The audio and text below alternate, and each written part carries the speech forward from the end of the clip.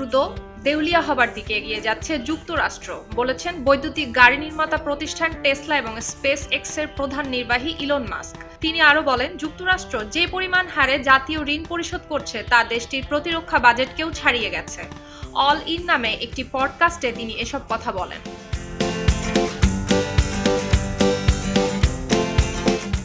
গত জুলাই মাসে যুক্তরাষ্ট্রের অর্থ মন্ত্রণালয় তথা ট্রেজারি বিভাগ জানিয়েছিল দেশটির বর্তমান জাতীয় ঋণ ৩৫ ট্রিলিয়ন মার্কিন ডলার ছাড়িয়ে গেছে। এর মধ্যে বিগত ৬ মাসেই বেড়েছে ১ ট্রিলিয়ন মার্কিন ডলার। এর আগে গত জুন মাসে মার্কিন পার্লামেন্ট দেশটির জন্য ৮৯৫ বিলিয়ন ডলারের প্রতিরক্ষা বাজেট অনুমোদন দেয়, যা আগের বছরের চেয়েও ১% বেশি। এ বিষয়ে আলোকপাত করে ইলন মাস্ক বলেন, জাতীয় ঋণের বিপরীতে সুদের অর্থ প্রদানের পরিমাণ এখন সমগ্র প্রতিরক্ষা বিভাগের বাজেটের চেয়েও বেশি এবং তা ক্রমেই বেড়ে চলেছে। মার্কিন যুক্তরাষ্ট্র খুব দ্রুত দেউলিয়া হতে যাচ্ছে। এ সময় তিনি আরও বলেন, যুক্তরাষ্ট্রের জাতীয় ঋণ যত ট্রিলিয়ন ডলার যুক্ত হচ্ছে, আমাদের সন্তানদের কাঁধে তত বেশি ঋণের দায় বাড়ছে।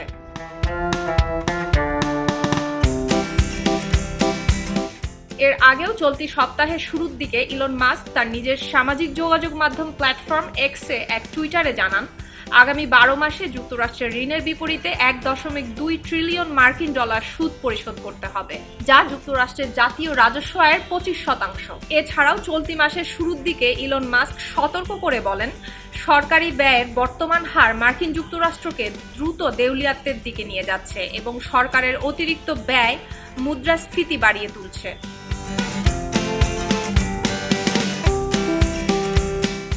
গত আগস্টে ইউএস লেবার ডিপার্টমেন্টের প্রতিবেদনে বলা হয়েছে, বার্ষিক মুদ্রাস্ফীতি ২০২১ সালের পর প্রথমবারের মতো ৩% নিচে নেমেছে। সুলতানা দিনা, খবরের কাগজ।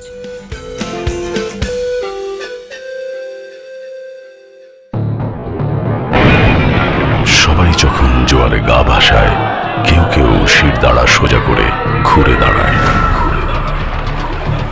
সময় যেখানে প্রতিনিয়ত হার মেনে নিতে শেখায়, কেউ কেউ চ্যালেঞ্জ ছুড়ে দেয়।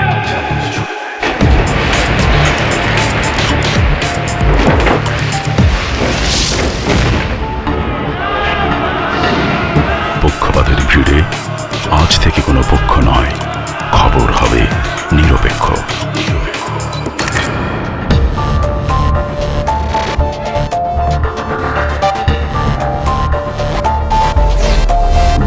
তথ্যবাদ, খবর হবে নিখাত। ভেঙে গুজবের শিক, খবর হবে নির্ভীক। এলো মুক্ত চিন্তার স্বাধীন দৈনিক খবরের কাগজ। এখন খবর হবে নিখাত, নির্ভীক, নিরপেক্ষ।